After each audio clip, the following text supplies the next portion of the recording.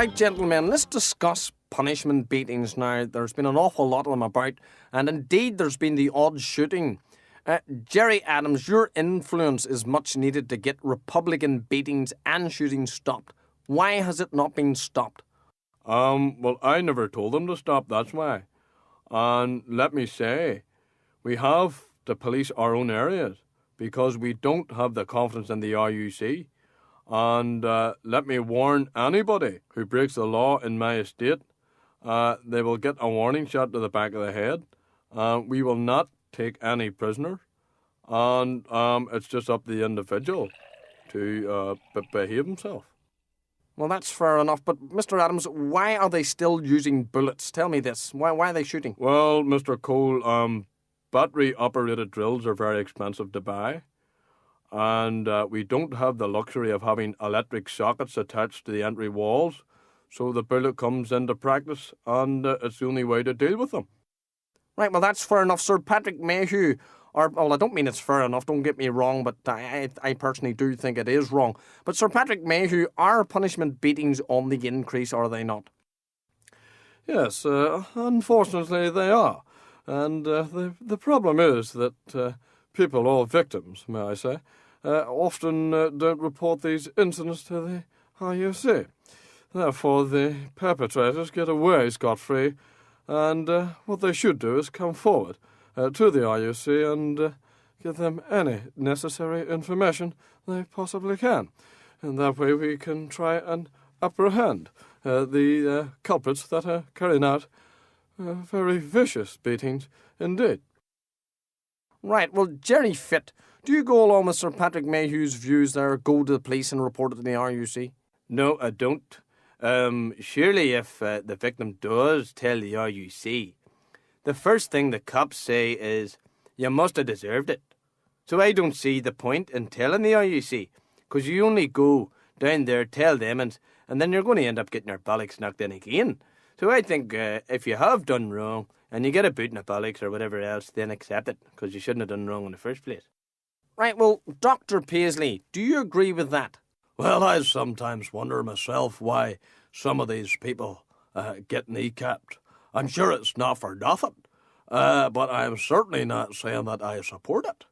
But I'm sure the paramilitaries are not going around the streets of Belfast or other parts of Northern Ireland to see who's got a nice set of knees for dismantle. These chaps obviously get into trouble breaking into houses, pilfering and whatever else they're doing, and therefore they deserve sometimes what they get, although I don't support it. Right, well, Dr. Paisley, how do you think these beatings should be stopped? What do you think should be done to stop them? Well, that's a $1 million question. I think you better ask Jerry Adams of this world that particular question. Well, I don't think it's going to stop. It will continue, and I envisage an increase.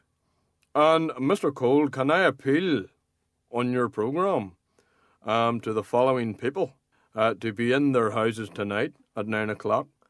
Patrick McStavish, Jerry Weldon, and Finbar McConaughey. Those three chaps will be receiving a visit tonight, so they will, at 9 o'clock. Are they going to get a beating tonight, Jerry Adams? Well, they owe the Republican movement £5 each in dues, and if they don't have it, they may well get a beating. Well, I take it it'll only be a light rap over the knuckles for the sake of a fiver. Well, if you class a bullet in the side of the head as a light rap over the knuckles, I think you and I have a different outlook in life. But I think that's a bit ridiculous, Jerry Adams, that someone who doesn't pay their dues are in arrears of a £5 note each and are going to get a round in the side of the head. I'd hate to see what would happen if they owed you £100 each. Mr. Adams, surely you'd want all these beatings to stop before the visit of President Clinton. I take it you are looking forward to the visit. Indeed I am. I hope the visit will help move the process forward and break the current impasse. So you'll be talking to him about baseball, will you? Well, why do you ask that? Well, I believe the sport is very popular in Ballymurphy. I mean, that is judging by the number of people wandering around with baseball bats and so forth. I hope you're not trying to imply that Sinn Féin has anything to do with punishment beatings? No, not at all, Mr. Adams. I'm sure that as president of the Sinn Féin, or Sinn Féin, should I say, you'd have nothing to do with illegal activities. I was just wondering which team you'd support, the Andy Town Ankle Crushers or the Norglen Kneecappers. I think we should draw a line here to this, Mr. Cole. It's not helping to move the process forward. Right, well, Dr. Paisley, is it good news that President Clinton will be turning the Christmas tree on? Certainly not.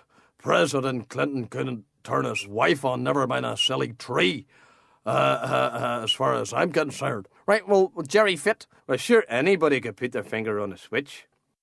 Jerry Adams? Yes, even I could put my finger on a switch as well. Fucking Mercury tilt switch. Let me tell you this here, Mr. Adams. We all would know what you're about, and we all know what you're at. I take it you wanted the Power Rangers to switch the lights on instead of President Clinton. Would that be right? Well, I don't know about the Power Rangers putting the lights on. I wouldn't mind if Glasgow Rangers put them on. That would be very nice. Jerry Adams, I'm sure you'd be totally against the Glasgow Rangers coming over and putting the lights on. Well, now that Rangers are out of Europe, I'm sure they'll have plenty of time to do silly things like that.